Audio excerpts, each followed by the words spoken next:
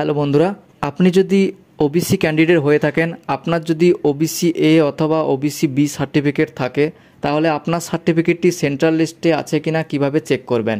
অনেকেই আছেন যারা চিন্তা করছেন যে সেন্ট্রাল লিস্ট হয়তো আলাদা, কিন্তু সেন্ট্রাল লিস্ট আলাদা নয়। যেইটা আপনার ওবিসি সার্টিফিকেট সেটার কাস্ট কমিউনিটি যদি সেন্ট্রাল লিস্টে থাকে, তাহলে আপনি সেন্ট্রালের যে ভ্যাকেন্সিগুলো বেরোচ্ছে সেগুলোয় আবেদন করতে পারবেন।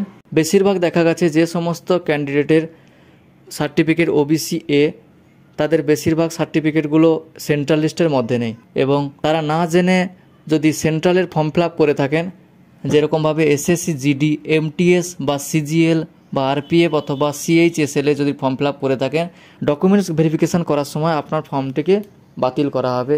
দেখুন, এখানে আমি দেখাচ্ছি list of others backward classes category wise recognised by government of West Bengal. Government of West বেঙ্গলের তরফ থেকে যে সমস্ত ক্যাটাগরিগুলোকে ওবিসি এ এবং ওবিসি বির আন্ডারে ধরা হয়েছে সেগুলো দেখুন এখানে কাস্ট কমিউনিটির যে লিস্টটা দেওয়া আছে, recognised by government of West Bengal. এখানে ওবিসি এর আন্ডারে টোটাল কাস্ট কমিউনিটি আছে 81টা, এবং ওবিসি বির আন্ডারে কাস্ট কমিউনিটি আছে টোটাল 99টা, অর্থাৎ টোটাল 180টা। তার মধ্যে কিছু বাদ দেওয়া হয়েছে। এবং সেন্ট্রাল লিস্টে দেখুন, এখানে লেখা আছে এবং সেন্ট্রাল লিস্ট অফ ওবিসি, এখানে টোটাল কাস্ট কমিউনিটি আছে 99টা।